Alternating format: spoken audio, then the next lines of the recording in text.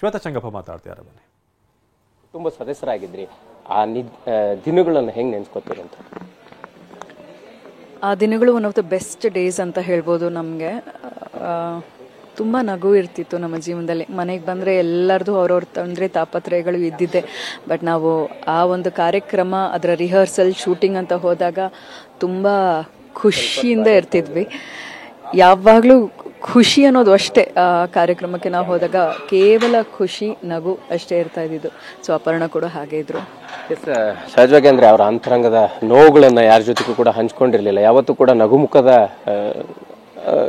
ಮುಖ ಮಾತ್ರ ಕಾಣಿಸ್ತಿತ್ತು, ವೇದಿಕೆಗಳಾಗಿರ್ಬೋದು, ಕಾರ್ಯಕ್ರಮಗಳಾಗಿರ್ಬೋದು. ಅಂತರಂಗದ ಭಾವನೆಗಳನ್ನು ನಿಮ್ಮ ಜೊತೆಗೆ ಹಂಚ್ಕೊಂಡಿದ್ದಂತೆ ಮೇಡಮ್?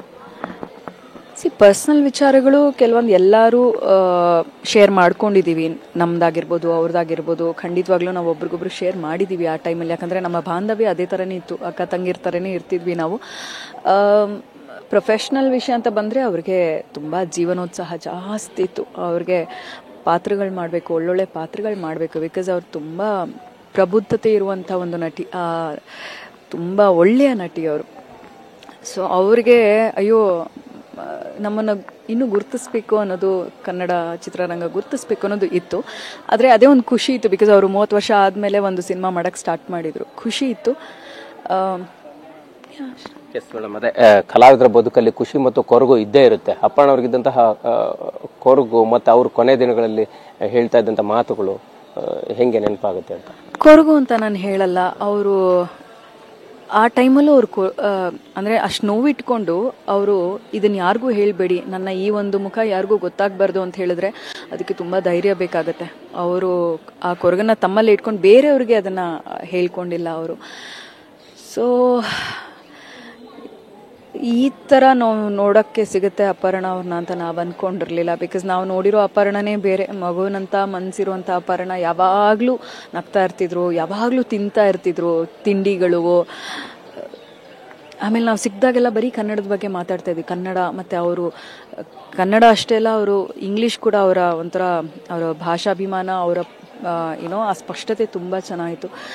ಸೊ ಇದ್ರ ಬಗ್ಗೆ ಎಲ್ಲ ಮಾತಾಡ್ತಿರ್ತಿದ್ವಿ. ಅವ್ರ ಕಾರ್ಯಕ್ರಮಗಳು ಇದ್ರ ಬಗ್ಗೆನೇ ಜಾಸ್ತಿ ಶೇರ್ ಮಾಡಿರೋದು.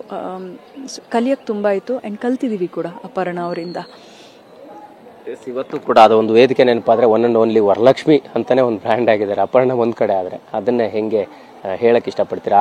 ಆ ದಿನಗಳು ರಿಹರ್ಸಲ್ ಮಾಡಿದ್ದಂತ ತುಂಬ ಒಂದು ಏನೋ ಹೇಳ್ಕೊಳ್ಳದೆ ಆಗಿರುವಂಥ ವಿಚಾರ ಇವತ್ತು ಹೇಳ್ಬೋದು ಅಂದರೆ, ವರಲಕ್ಷ್ಮಿ ಅನ್ನೋ ಪಾತ್ರ ಅವ್ರಿಗೆ ಅವರು ತೊಗೊಂಡ್ಬಿಟ್ರು, ನಾನು ರಾಣಿ ಅನ್ನೋ ಪಾತ್ರ ತೊಗೊಂಡಿದ್ವಿ. ಆದರೆ ಎಲ್ಲೋ ಒಂದು ಕಡೆ ಒಂದು ಸ್ವಲ್ಪ ನೆಗೆಟಿವ್ ಕಾಮೆಂಟ್ಗಳೆಲ್ಲ ಬಂದಾಗ ನಾವಿಬ್ಬರು ಶೇರ್ ಮಾಡಿದ್ದೀವಿ, ಅಯ್ಯೋ ಬೇಕಿತ್ತಾ ಇದು, ಯಾಕಂದರೆ ನಾವೇನೋ ಸೀರಿಯಸ್ ಪಾತ್ರಗಳನ್ನ ಮಾಡ್ತಾಯಿದ್ರು, ಜನಕ್ಕೆ ಇಷ್ಟ ಆಗ್ತಿಲ್ಲ ಅನಿಸುತ್ತೆ ಅಂತ. ಬಟ್ ಅದನ್ನೇ ಇಷ್ಟ ಆಗದೇ ಇರೋದನ್ನು ತುಂಬ ಇಷ್ಟಪಟ್ಟು ಮರೆಯೋಕ್ಕೆ ಆಗದೆ ಇರೋವಂಥ ಪಾತ್ರಗಳನ್ನಾಗಿ ತೊಗೊಂಡು ಹೋಗಿರೋದು ಈ ಒಂದು 2 ಪಾತ್ರಗಳು. ವರಲಕ್ಷ್ಮಿ ಒನ್ ಆ್ಯಂಡ್ ಓನ್ಲಿ ವರಲಕ್ಷ್ಮಿನು, ಒನ್ ಆ್ಯಂಡ್ ಓನ್ಲಿ ಅಪರ್ಣ. ಅವರ ರೀಪ್ಲೇಸ್ಮೆಂಟ್ ಯಾರಿಂದನೂ ಸಾಧ್ಯ ಇಲ್ಲ. ಮೇಡಮ್, ಫೈನಲಿ ಇನ್ನಿಲ್ಲದ ಲೋಕಕ್ಕೆ ಅವರು ಪಯಣ ಬೆಳೆಸಿದ್ದಾರೆ. ಅಪರ್ಣ ಏನು ಹೇಳ್ತೀವಿ? ನಂಗೆ ಅದನ್ನು ಹೇಳಿದಾಗೆಲ್ಲ ನನಗೆ ಯಾವಾಗಲಿಂದ ನನಗೆ ತೊಗೊಳಕ್ಕೆ ಆಗ್ತಾಯಿಲ್ಲ. ನನಗೆ ಕೊನೆಯ ಮಾತು, ಕೊನೆಯ ವಿದಾಯ ಅಂತ ಹೇಳಿದ್ರೆ I don't know how to say. ಅವ್ರು ಮತ್ತೆ ಬರಲ್ವಾ ಅಂತ ನಂಗೆ ಇಲ್ಲಿ ಬರೋದಕ್ಕೆ ನಂಗೆ ಇಷ್ಟ ಇರಲಿಲ್ಲ. I didn't wanted to see her. ಆ ಥರ ಅವ್ರನ್ನ ಮಲಗಿರೋವಂಥ ಒಂದು ಸ್ಥಿತಿಲಿ ನೋಡೋದಕ್ಕೆ ನನಗೆ ಇಷ್ಟನೇ ಇರಲಿಲ್ಲ. ಬಟ್ ಮತ್ತೆ ಅವ್ರನ್ನ ನೋಡೋಕೆ ಸಿಗಲ್ವಲ್ಲ ಅಂತ ಬಂದೆ.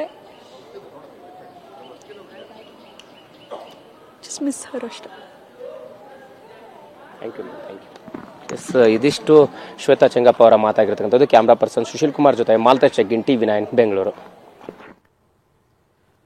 ನಟಿ ಶ್ವೇತಾ ಚಂಗಪ್ಪ ಮಾತನಾಡ್ತಾ ಇದ್ರು. ಮಜಾ ಟ್ಯಾಕಿಸ್ನಲ್ಲಿ ಹಲವಾರು ಎಪಿಸೋಡ್ಗಳನ್ನು ಜೊತೆಯಾಗಿ ಅವರು ಪಾತ್ರವಹಿಸಿದಂಥವ್ರು. ರಾಣಿಯ ಪಾತ್ರ ಶ್ವೇತಾ ಅವರದ್ದು, ಹಾಗೇನೆ ಒನ್ ಆ್ಯಂಡ್ ಓನ್ಲಿ ವರಲಕ್ಷ್ಮಿ ಅನ್ನೋ ಪಾತ್ರದಲ್ಲಿ ಅಪರ್ಣ ಅವರು. ಭಾಳ ಲವಲವಿಕೆಯಿಂದ ಕೂಡಿದಂಥ ಕಾಮಿಡಿ. ಅವ್ರ ಜೊತೆಗೆ ಹಲವಾರು ನಟರು